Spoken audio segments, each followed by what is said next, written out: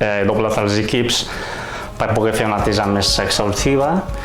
El nostre servei està orientat a mantenir les condicions d'higiene que ajuden a contenir la propagació del virus. El que intentem i seguim treballant és per consolidar el nostre objecte número 1 en aquest context de crisi sanitària, que és evitar els focus de contagis i la propagació del Covid-19. La verdad que hemos colaborado y estamos colaborando en todo lo que podemos. Se ha aumentado el refuerzo, las compañeras, la verdad, haciendo piña para poder desarrollar todo el trabajo. Som conscients que hem de donar el 100% i estem treballant més units que mai.